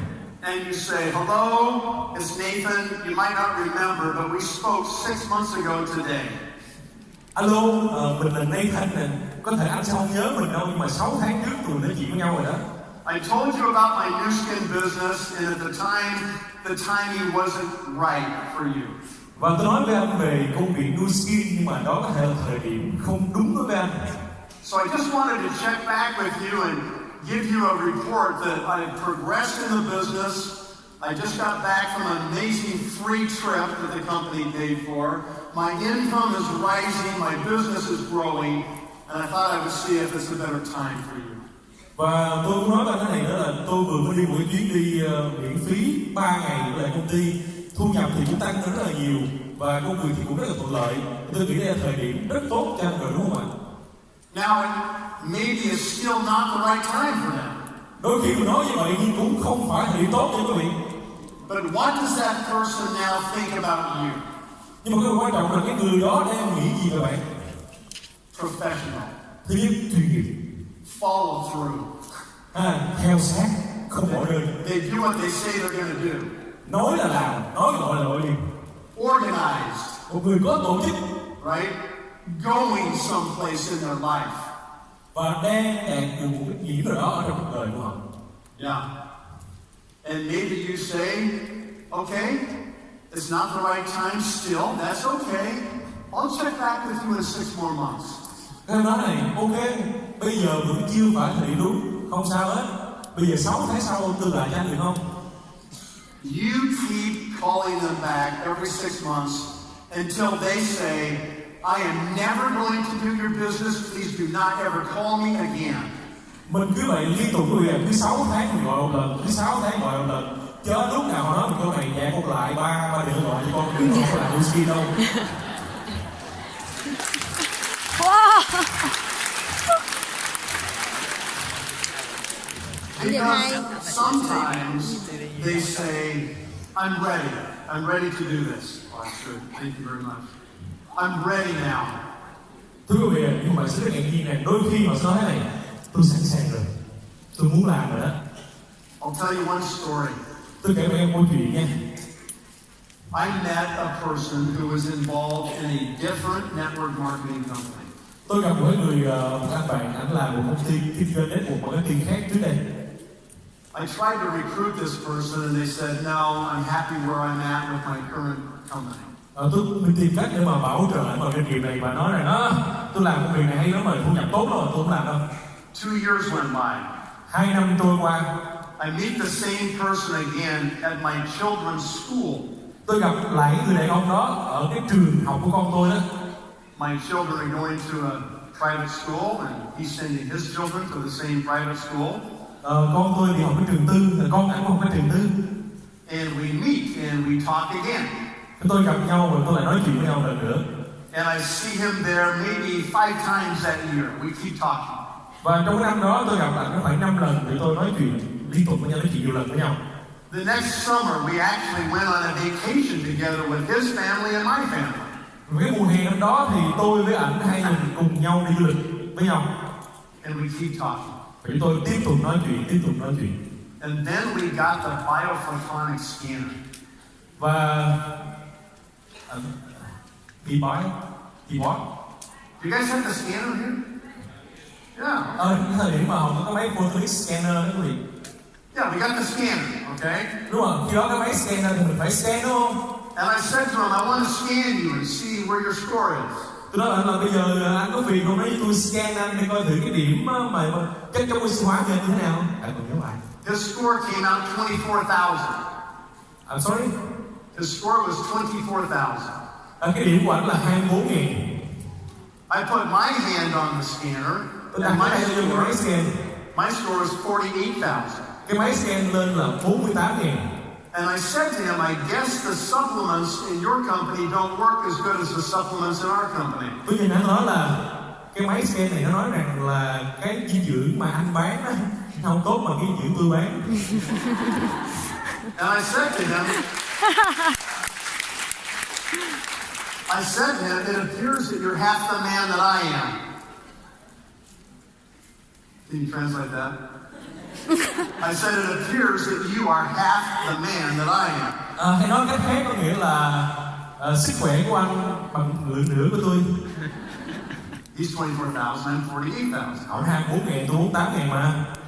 That really made him mad. Điều này làm cho anh giận ghê lắm. But it recruited him. It recruited him. And he Anh giận cái độ mà anh tự đi về anh bảo trợ anh làm Nuskin luôn. He joined. It took me 5 years. Thưa quý vị, tốn tôi 5 năm. 5 years from my first approach to that man. 5 năm kể từ cái lần đầu tiên tiếp xúc của người đàn ông đó. That person joined the business, created a huge team in Nuskin. Cái người đàn ông đó tham gia vào doanh nghiệp này và tạo ra một tổ chức cực kỳ lớn khổng lồ ở Nuskin. His name is Lon Wardrop. Còn tên ông là Lon Wardrop. Wow. And I've made more than $10 million from that one recruit. Và với một cái sự bảo trợ như vậy, tôi kiếm được hơn 10 triệu đô từ cái cách đó. Wow. Was it worth it to spend 5 years? Thế mỗi 5 năm có xứng đáng không ạ? Yes. Yeah. Because it's 10 million and counting, it keeps getting bigger every month, right? Cái hấp dẫn đó là 10 triệu đô, nó cứ lớn hoài vậy đó. So be respectful. Chính vì vậy chúng ta hãy tôn trọng. It's about relationships. Và quan trọng nhất là mối quan hệ của chị nha. Okay? You never know when you're going to meet the same person again. Chúng ta sẽ không bao giờ biết được rằng là cái lần tiếp theo gặp cái người đàn ông đó là người nào là khi nào đâu. And eventually we get them all. Và một ngày đó chúng ta sẽ tuyển hết, tuyển không chịu bài. If you're persistent, eventually you get the best ones all the time, right? Kiên trì đều đặn là quý vị. Okay, do the business every day. Làm công việc kinh doanh này mỗi ngày. Like any business, Nuskin has a certain set of skills that you need to acquire. Thưa quý vị, cũng như bất kể công việc nào khác ở Nuskin này, chúng ta đòi hỏi phải có một vài cái kỹ năng trong công việc. The most important skill that you must become a master at in Nuskin is the skill of recruiting. Và cái kỹ năng mà chúng ta phải trở thành bậc thầy ở doanh nghiệp Nuskin này, đó chính là bảo trợ kỹ năng tuyển dụng. It's the skill of getting into conversations with people. Là kỹ năng mà chúng ta phải biết tạo ra cuộc hội thoại với khách hàng như thế nào. It's learning how to speak with anybody, any place, anytime. Và cái việc học hỏi này nó phải được liên tục và nó áp dụng tất cả mọi công việc ở bất kỳ nơi nào thế giới. It doesn't mean that you will recruit every person you talk to. Và điều đó nghĩa là không phải gặp người nào cũng bảo trợ họ, cũng tuyển dụng họ. Some people, you start to talk to them and they're negative. And they're not the kind of person you want to have to spend time with. Đôi khi chúng ta gặp một số người quý vị, mình muốn tuyển dụng họ thì cuối cùng họ là người rất là tiêu cực. Và mình không muốn dành thời gian với người tiêu cực như vậy. So you don't recruit them. You don't even offer them the opportunity. Hay là như vậy, đừng bao giờ nói Nuskin với họ, đừng cho họ gọi Nuskin. If you can get really good at the words that you use to create interest in people's minds. Nếu chúng ta sử dụng ngôn từ của chúng ta một cách xuất sắc đến độ có thể tạo được sự hưng phấn và tò mò trong tâm trí người khác. If you can get really good at answering their questions about Nuskin, overcoming their objections. Và chúng ta nếu rất giỏi trong cái việc là chúng ta sẽ trả lời cho họ vượt qua những cái phản biện của họ, những cái khó khăn, cái trở ngại của họ. There's only 4 objections. Chỉ có 4 cái thứ mà làm trở ngại nhất đối với họ, thưa quý vị. Only 4. Chỉ có 4 loại từ chối mà họ thường nói với mình And thôi. if you know the answers to these 4, then you can handle anybody. Nếu bạn biết 4 câu trả lời cho 4 cái sự từ chối này thì mình hãy vượt qua tất cả mọi khó khăn. I don't have time. Thứ nhất, tôi không có thời gian. I don't have money. Tôi không có tiền. I don't like sales. Tôi không thích đi bán hàng. And I hate network marketing. Và tôi ghét đa cấp. That's it. 4 cái. Once you have the answer to those 4 questions, you got the answers for all of them. Khi mà chúng ta có được câu trả lời cho 4 cái câu hỏi này, chúng ta sẽ trả lời để giải quyết tất cả mọi vấn đề. How do you become a master recruiter? Tức là cái nào đó thành một chuyên gia, một thầy trong việc là bảo trợ tuyển dụng. How do you become a master at overcoming people's objections? Làm cách nào nó một bậc thầy trong cái việc là trả lời hết tất cả những khó khăn thử thách của khách hàng. Practice. Không bao việc luyện tập. You have to do it over and over and over again. Bằng cách là cứ làm đi làm lại, làm đi làm lại, làm đi làm lại cái việc đó. And you have to do it every day. Và phải làm cái việc đó mỗi ngày. You can't say to yourself, I do my Nuskin business on the weekend. I don't ever do it during the weekdays. Đừng bao giờ nói này là em làm Nuskin là thường làm cuối tuần thôi, nhưng mà trong tuần em không làm. If all you do is recruit people one day a week, it's not enough. Nếu như một ngày bảo trợ được một người nữa là một tuần bảo trợ được một người là chưa đủ. And it's not only not enough people you're talking to, it's not enough practice. Và nếu như mình nói không đủ số người thì có nghĩa là mình luyện tập không đủ số lần. When you recruit somebody and you get told no, I'm not interested. Khi chúng ta bảo trợ ai đó, mình tuyển dụng ai đó, người ta nói rằng là không, tôi không quan tâm.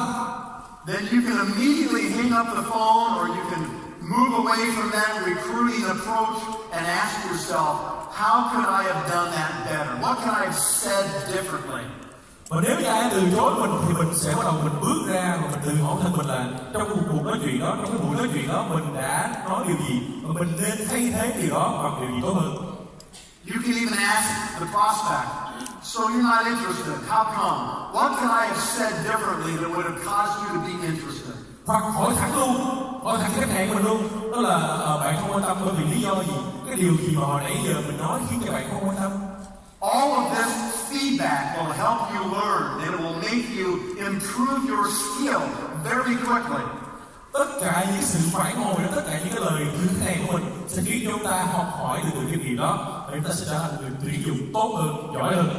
If you only get that feedback once a week, you're not going to improve very quickly. Nếu như mà một tuần chỉ nhận được cái lời từ chối hay là cái lời nói chuyện của khách hàng là một lần đó quý vị, gọi là không đủ số lần để thành công.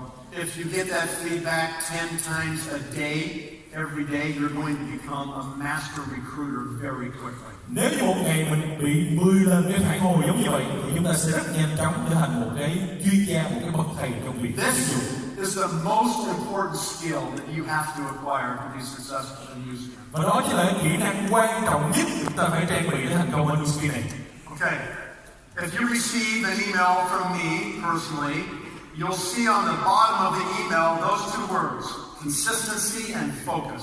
Thưa quý vị, nếu quý vị ở đây mà nhận được những email của tôi đến cá nhân thôi gửi cho quý vị đó, thì ở phía dưới email cái phần chữ ký đó quý vị sẽ đọc được 2 chữ, đó là chữ kiên trì và tập trung. Focus is a hard thing for entrepreneurs. Thưa quý vị, tập trung là một điều rất khó đối với những doanh nghiệp, những người làm doanh nhân. All of you in this room, by definition, are entrepreneurs. Thưa quý vị, ở trong tất cả chúng ta ngồi trong cái phòng này theo định nghĩa, tất cả chúng ta đều là những doanh nhân, những doanh chủ hết. You're motivated. Chúng ta phải tự làm cho chúng ta cảm thấy hưng phấn. Your mind is open to new ideas. Chúng ta sẽ phải được thu hút với những ý tưởng mới. You're interested in making money. Chúng ta quan tâm và hưng phấn với việc kiếm ra tiền. So you're an entrepreneur. Chúng ta là những doanh nghiệp, những That's good. That's good, and it's also bad in a way. Thưa quý vị, những cái điều đó nó tốt nhưng mà đôi khi nó cũng xấu quý vị ạ. That's good because we found Nuskin. Tốt rồi vì chúng ta tìm thấy cơ hội Nuskin. But once you're in Nuskin, they can become bad because you found it. Nhưng mà vấn đề nằm ở chỗ là khi mà chúng ta tham gia vào Nuskin rồi thì đôi khi nó sẽ không tốt vì chúng ta lại tiếp tục tìm kiếm việc mới. You have already found the best opportunity you will ever find in your life. Quý vị ở Nuskin này là quý vị đã tìm thấy cái cơ hội tốt nhất trong cuộc đời của mình rồi. And you don't need to look any further. Thành thử ra đừng đi ra ngoài tìm cơ hội nào khác nữa. Now, entrepreneurs have two antennae on the top of their head. Thưa quý vị, doanh nhân thường trên đầu cắm hai cái anten. They look like this. Hai anten. Have you noticed them on your own head when you look in the mirror? Quý vị để ý là mỗi lần mình soi gương á, phát hiện đầu mình có hai anten không? They're right here. Can you see them? Thấy không ạ? Hơi bị lớn à. And it serves a good purpose when we're out there looking for opportunities. We keep our mind open until we find them. Thưa quý vị, với cái hai cái anten này nó bắt sóng cực kỳ tốt người nha.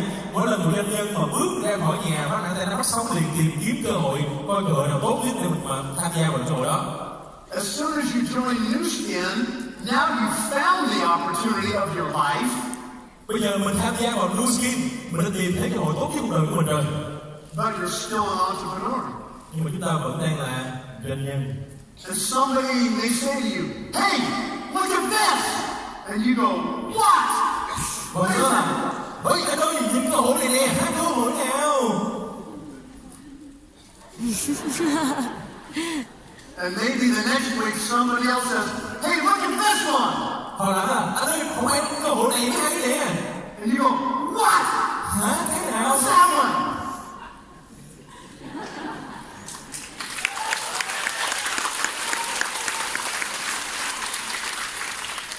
When you join Nuskin, you need to learn how to retract your antenna. Thưa quý vị, khi mà tham gia Nuskin này đó quý vị, kỹ năng đầu tiên là học thu hai anten lại. You have to go like this. Thu anten lại, xếp anten vô cất. Then you take two screws and you screw them into your head. Sau khi mà chúng ta đã xếp anten này rồi, bạn nhớ ha, lấy hai con ốc bắt sát cái đầu luôn. So you can't move them. Bắt sát cái độ mà anten nó không tự nót được. And the next time somebody says, "Hey, look at this," you go, and you can't look. Đến lần sau đó ai nói là anh ơi cái này tốt lắm nè, là mặt đơ dễ cơ luôn. And you stay focused on the Nuskin business. Tập trung vào Nuskin. Don't get distracted. Đừng có bị những cái công việc, những cơ hội khác là mất tập trung của mình. Stay focused. Tập trung.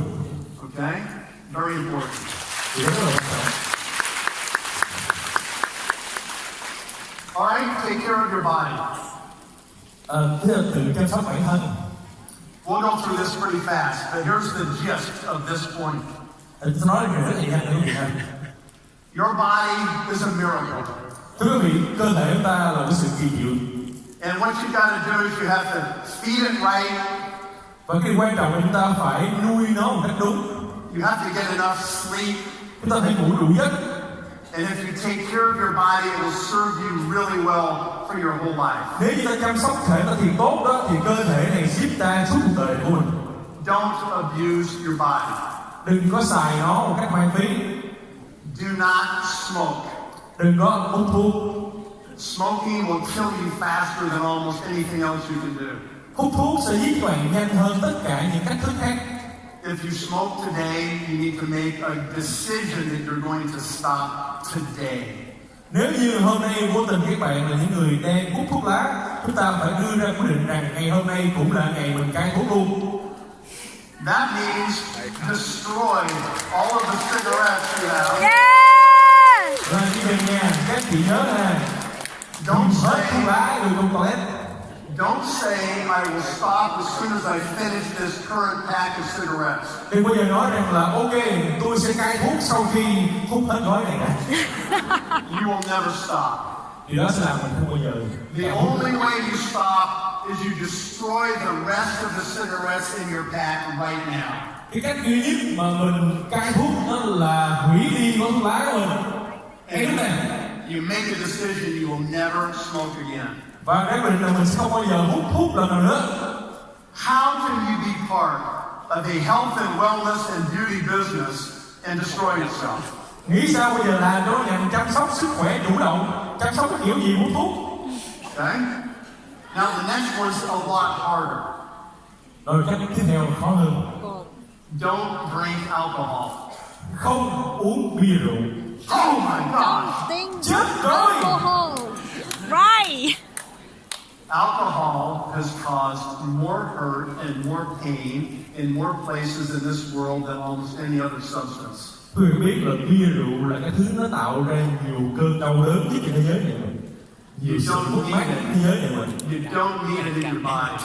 Mình không có cần cái thứ đó trong cơ thể của mình. I've noticed that all the big international football players are now going no alcohol in their diets.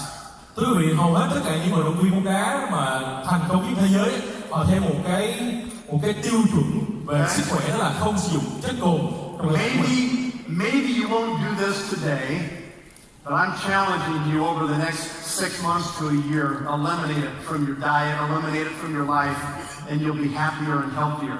Có thể ngày hôm nay chúng ta sẽ chưa thể cắt được cái khoản chất cồn này ra khỏi cơ thể của mình, nhưng mà tôi thách thức các bạn trong vòng 6 tháng tới, 1 năm tới, tìm cách đó loại bỏ cái chất cồn ra khỏi thực đơn của mình, ra khỏi những cái bữa ăn, bữa tiệc của mình. Okay, next one. Improve yourself. Tiếp theo là phát triển bản thân. You have to be constantly putting positive new information in your mind. Chúng ta phải liên tục đưa vào đầu của mình những cái kiến thức tích cực. Remember, true leaders are readers. They read every day. Quý vị nhớ câu này ha, tiếng Anh cái câu là true leader is reader, tức là cái người lãnh đạo thật sự đó là cái người luôn tìm tòi học hỏi. Okay, I'm going to suggest that you wake up at 5 a.m. in the morning. Tôi khuyên các bạn là mỗi buổi sáng các bạn thức dậy lúc 5 giờ sáng.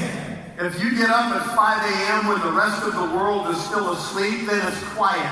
Nếu mình thức dậy lúc 5 giờ sáng khi mà tất cả xung quanh ta đang ngủ, đó là thời điểm yên tĩnh nhất. The world we live in today is too noisy. Ngày hôm nay thế giới quá ồn ào. There's too many distractions. Quá nhiều thứ làm ta mất tập trung. There's too much social media. Quá nhiều mạng xã hội. There's too many demands from every angle on your time and your attention. Nhìn góc độ nào cũng có rất là nhiều thứ nó sẵn sàng lấy thời gian của mình. It's so noisy you can't even hear yourself think. Và nó ồn đến độ chúng ta không thể nào tự suy nghĩ được và lắng nghe bản thân của mình được. And what you have to do is learn to find a quiet place every day. Cái điều chúng ta cần phải làm là tìm cái lúc nào đó yên tĩnh nhất trong cái ngày của mình. A place where you can get in touch with yourself. Cái nơi mà chúng ta có thể ngồi xuống và tiếp xúc với bản thân chúng ta. Where you can decide what you really want out of your life. Và tự nói với mình là điều mình thật sự muốn trong cuộc đời này là gì. Where you can read motivating things in the morning. Đó là cái điều tạo chúng ta cái động lực, cái cảm hứng lớn nhất vào buổi sáng của chúng ta. No electronics. Buổi sáng là thời điểm mà không tiếp xúc với lại điện tử, đồ điện tử. The first 2 hours of your day, no electronics, no computers, no cell phones, no mobiles, nothing. 2 tiếng đồng hồ khi thức dậy là cái thời gian mà chúng ta sẽ không tiếp xúc với lại đồ điện tử, không có tivi, không laptop, không điện thoại, không có gì hết. If you turn on your phone, you will become distracted immediately. Bởi vì cái giây phút mà các bạn mở cái phone mình lên, đó là giây phút mà chúng ta bị mất tập trung lập tức. Spend the first hour reading and writing notes and thinking about what you want in your life. 2 tiếng đồng hồ đầu tiên là cái thời điểm mà chúng ta đọc sách, chúng ta viết xuống những ước mơ, những mong muốn, mục tiêu của cuộc sống này. Spend the second hour on your body, exercising, working out, stretching, walking. Take care of your body. Trong 2 tiếng đó thì giờ đồng hồ tiếp theo chúng ta đó là chúng ta sẽ dành để mà tập thể dục thể thao của mình, tập thể dục, chạy xe đạp, đi bộ, chạy bộ. If you will do these two things, you will put yourself ahead of 95% of the people by 7 a.m. in the morning. Nếu như các bạn làm được cái điều này đó, thì bạn sẽ làm cho bản thân chúng ta sẵn sàng, ready hơn 95% những người khác khi họ thức dậy lúc 7 giờ. You will put yourself in a peak state where you're ready to be successful for the whole day. Chúng ta đặt bản thân lên đỉnh cao nhất của cái sự hưng phấn trong ngày để có thể bước ra ngoài và thành công hơn 95% dân số giới. Most people don't do this. Hầu hết người ta không làm điều này. They drag themselves out of bed when the alarm clock goes off. Buổi sáng là khi đồng hồ báo thức reo lên phải bắt đầu lết ra khỏi giường, từ lết sáng nha, lết ra khỏi giường. They drink a cup of coffee or a cup of tea and try to get caffeine in their body and get themselves going. Xong rồi đó mới đưa cái chất kích thích cho cơ thể là caffeine bằng cách là uống trà hay là uống cà phê gì đó. And they just go stumble through their day. Sau đó rồi lên lớp đi làm. They don't have a purpose. Đi làm một cách gọi là không có lý do gì làm, không có mục They tiêu don't làm, have a goal. không có mục đích để làm. They don't know what they're pursuing. Cũng không biết mình làm để làm cái gì luôn. And they're wasting time. They're wasting time. Và họ đang phí thời gian. Okay? I have got up early in the morning for most of my life. Tôi đã thức dậy buổi sáng rất là sớm trong phần hết cuộc đời của mình. That is when you will get the really clear thoughts in the morning. Đó là cái thời điểm mà chúng ta có những cái suy nghĩ rõ ràng nhất trong ngày. And those thoughts have allowed me to excel in my business. Và những cái suy nghĩ đó đã khiến cho bản thân tôi làm việc rất tốt trong công việc kinh doanh này. Okay, let's go to the last one, I think. Next one. Next one. Okay, last one. I'm sorry that I'm over time a little bit, I know. Xin lỗi quý vị, nói mình quá thời gian một xíu. But you know, this is 30 years of experience speaking, okay? Đây là kinh nghiệm 30 năm làm việc thông cảm xíu thôi. So hopefully you get it. All right, be a finisher. Hãy là người kết thúc. So many people start something in their life and they never finish it. Rất nhiều người, thưa quý vị, rất nhiều trong cuộc đời này họ khởi đầu một cái gì đó, họ bắt đầu một cái việc gì đó nhưng họ không bao giờ kết thúc. We see this in almost every aspect of our lives. Chúng ta gặp những cái điều này ở tất cả mọi khía cạnh trong cuộc sống, thưa quý vị. We say we're going to get up at AM and we do it for 2 or 3 days and then we go, that's really early, I'm going to sleep in. Thưa quý vị, chúng ta nói là quyết tâm sẽ thức dậy lúc 5 giờ, thức dậy được 3 ngày, ngày thứ tư thức dậy nó trời còn tối quá buổi tiếp. We join Nuskin and we say, I'm going to be a team elite. And then we realize, wow, this is going to be really hard. And we quit. Thưa quý vị, tham gia Nuskin vì sự kiện không thích quá đó, tôi sẽ làm team elite, làm được 2 tháng khó và bỏ cuộc luôn làm nữa. Yeah, we decide that we're going to get in shape, so we sign up to go to the gym. And we do it for 2 or 3 weeks, and then we think it's too hard, and I'm too sore, and I'm too tired. Nhìn mấy anh 6 múi thấy khoái quá đi, mục tiêu là quyết tâm tập gym lên 6 múi, tập được 3 ngày nghỉ không tập nữa. It's easy to start anything, isn't it? It's easy to start. Thưa quý vị, để khởi đầu cái việc gì đó rất đơn giản đúng không ạ? It's hard to finish. Nhưng mà rất khó để kết thúc. This is a really important thing in your life, and it's a really important thing for your children. Thưa quý vị, đây là một điều rất quan trọng trong cuộc đời của quý vị và cũng rất quan trọng trong cuộc đời con cái của quý vị. Okay? Teach your children. That was good. Thế vậy, con cái chúng ta Teach your children how to finish. hãy dạy con mình cái cách kết thúc. Don't let them quit on school, classes, karate, swimming lessons, piano lessons. Đừng có để cho con của mình nó phải bỏ học giữa chừng, hay là bỏ học võ, bỏ học bơi, bỏ học múa, bỏ học ballet, bỏ piano. Tell them, you signed up for this class, you're going to finish the class.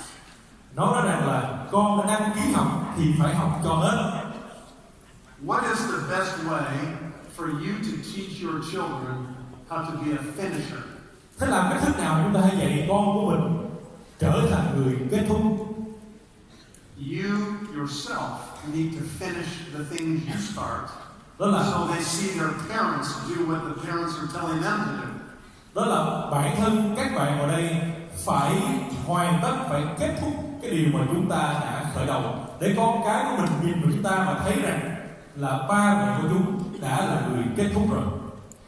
Life is going to be difficult at times. Thưa quý vị, cuộc sống đôi khi sẽ rất khó khăn.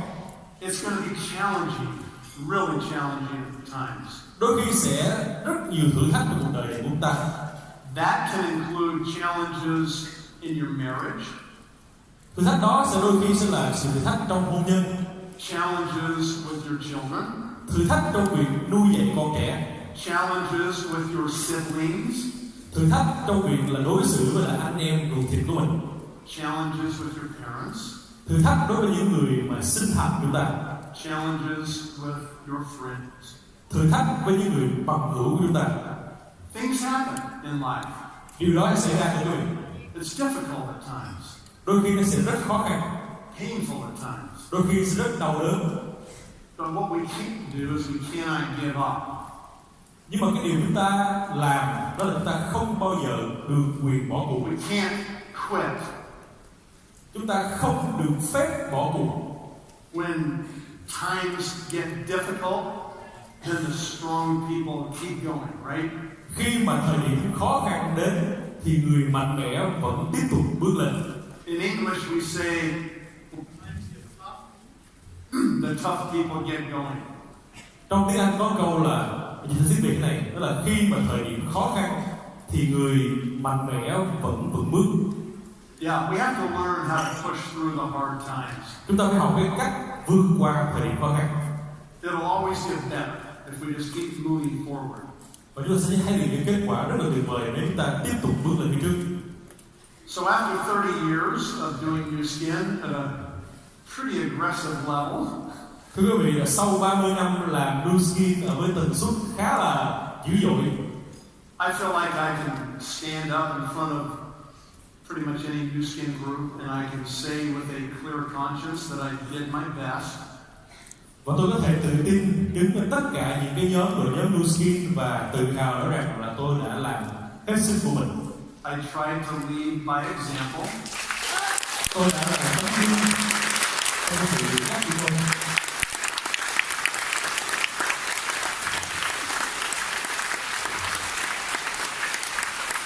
And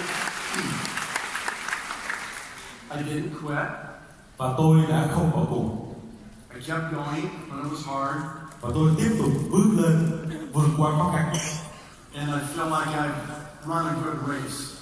Và tôi nhìn thấy rằng chặng đường đua này mình đã hoàn thành và mình đã có vị trí rất tốt. My wife is an amazing person. Và vợ của tôi là một người rất tuyệt vời.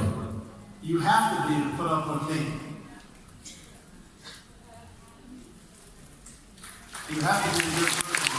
Quý vị phải là một người tốt, một người tốt. I'm not the easiest person to live with. Tôi không phải là cái người dễ sống đâu nha. I was gone a lot. Tôi là người rất là khó tính And và đi rất là nhiều. she did an incredible job raising 4 amazing daughters. Và vợ tôi đã làm một điều rất là tuyệt vời, đó là đã nuôi lớn khôn 4 đứa con gái như vậy. Wow. Today, Ngày hôm nay today we have 11 and a half grandchildren.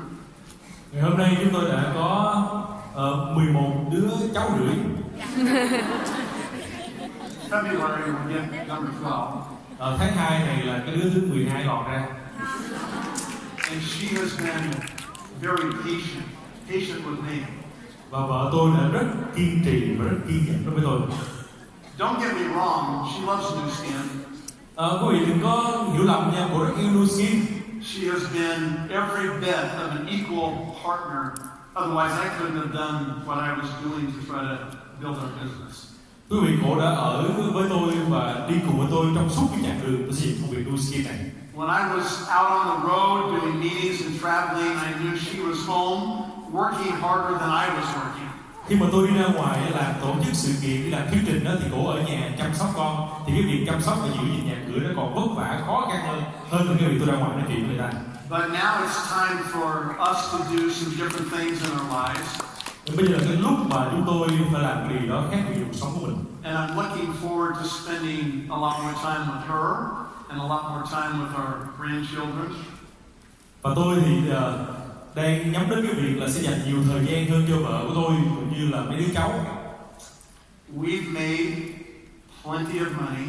Chúng tôi làm được khá nhiều tiền. Making any more money is not going to change our lifestyle. bây giờ có kiếm thêm tiền hay nữa thì cũng không ảnh hưởng gì lắm cuộc đời của mình. It stopped being about the money a long time ago. Thực ra yếu tố về việc tiền á, nó đã kết thúc từ cách đây rất lâu rồi quý vị ạ. The first 5 years it was about the money. I wanted to make as much money as possible. 5 năm đầu là vì tiền quý vị nha. 5 năm đầu lý do duy nhất của tôi làm là muốn kiếm được thật là nhiều tiền nhất trong năm có thể. But since then it's been about the mission of OTG, the mission of Nuskin, and trying to help people live a better life. Nhưng mà sau đó rồi đến cái sứ mệnh của Nuskin, cái sứ mệnh của OTG và cái sứ mệnh giúp nhiều người khác thay đổi cuộc đời của họ.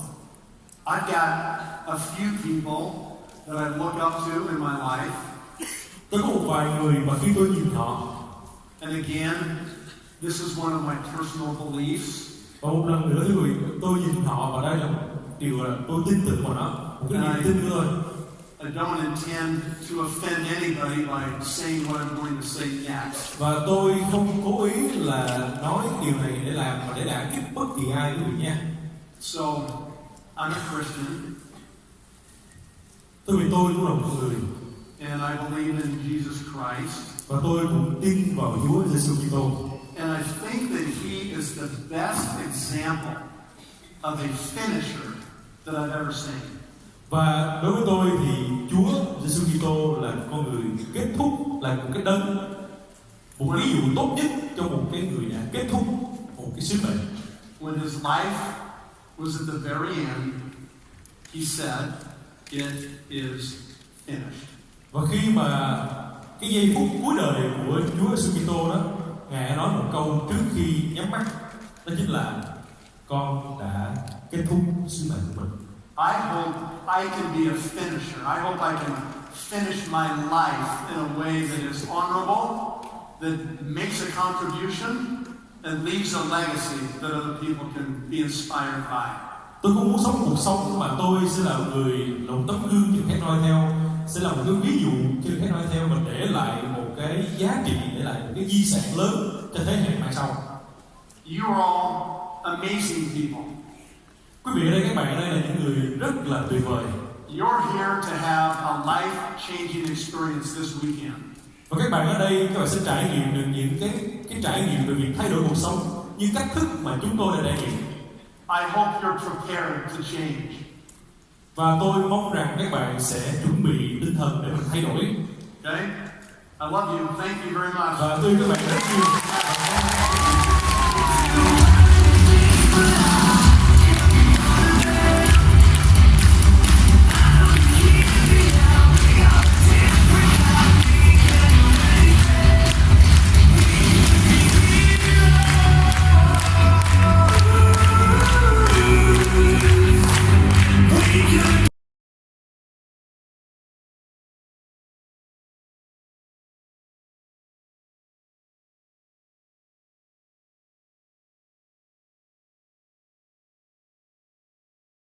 Kính chào quý vị đang theo dõi kênh Triết lý cuộc sống. Quý vị thân mến, Đức Phật dạy